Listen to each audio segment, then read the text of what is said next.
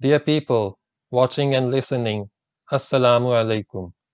Kindly like and share this video and subscribe to my YouTube channel.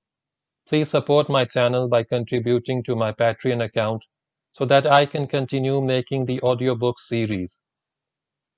Tipu Sultan, who was the ruler of the kingdom of Mysore in South India, during his reign used to write down his dreams. They were penned down by Tipu himself in Persian language dating from 1785 to 1798. The penned down dreams are 37 in total.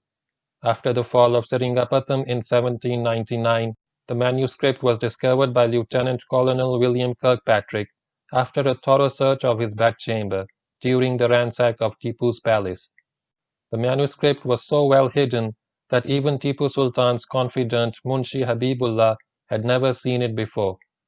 The letters have been translated into English by Dr. Mahmood Hussain, former Minister of Education and Professor of History in the University of Karachi, Pakistan. Dream 37. The Armies of the Unbelievers.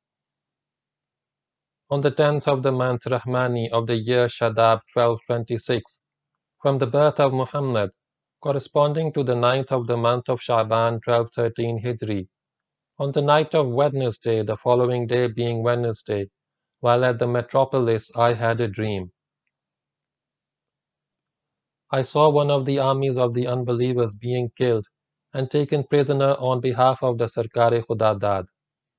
I also said that news had reached me informing me of the arrival of another army of the unbelievers, and expressed the feeling that it ought to be similarly destroyed. I started accordingly in order to accomplish this mission.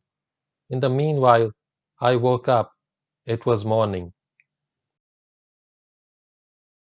End of Dream 37.